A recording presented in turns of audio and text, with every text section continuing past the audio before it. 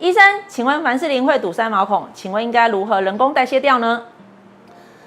凡士林堵塞毛孔这件事情，其实不只是凡士林会堵塞，我们很多像皮质管丝啊，对不对？就是所谓的角质酸啊，它其实是油跟水跟角质堵在那里。那你知道要溶油跟水跟角质干掉的油跟水跟角质，我们就叫病人去跑步啊，去运动啊。后来发现最好的方法还是用油，用油去溶油哦，比你用果酸、用 A 酸都安全多了。那你知道什么东西是安全的油？焖汁。你不知道什么是安全的油，焖汁，然后监测，我们帮你看一看你的皮肤有没有因此变化，我们就知道什么是安全的油。医生，那如果脸部很油，还可以用凡士林吗？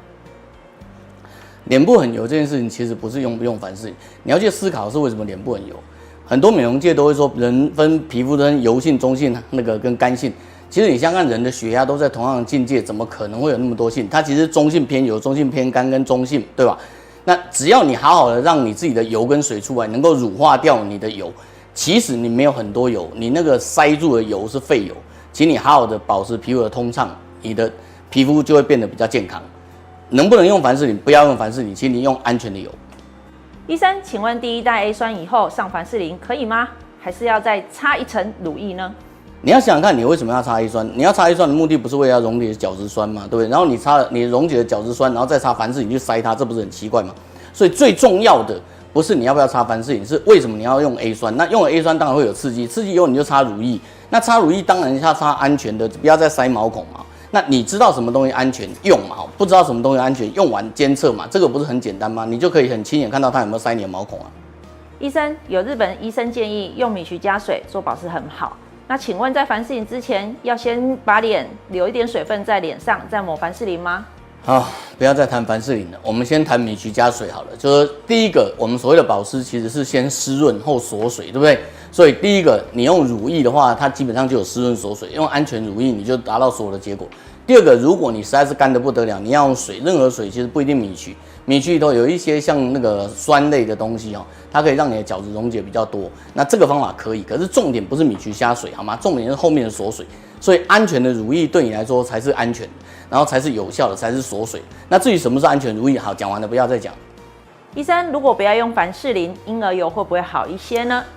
凡士林是一种矿物油，婴儿油大部分也是一种矿物油。然后各位纠结着凡士林，纠结婴儿油，其实所有东西都来自剂量。你想想看，如果你吃了凡士林，吃少你一样会把它拉出来，不会中毒；吃多你一样会塞肚子，对不对？那所以重点是你到底用了多少东西，你到底用了什么东西，会不会塞毛孔？你是不是应该要好好的肌肤监测一次？你用 A 会不会塞毛孔？你用 B 会不会塞毛孔？所以你要纠结用凡士林、用马油、用婴儿油，哇，你有好多东西问不完。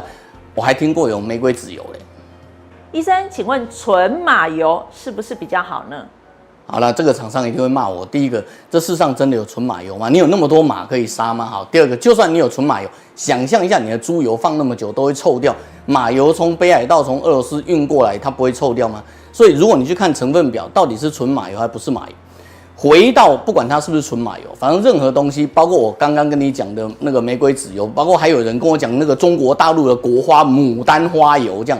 不管什么油，你擦了以后，如果会塞毛孔就是坏的，如果不会塞毛孔就是好的。那你知道它会不会塞毛孔吗？不知道，拍图好吗？请你显微照相追踪比对，你就知道它会不会塞毛孔。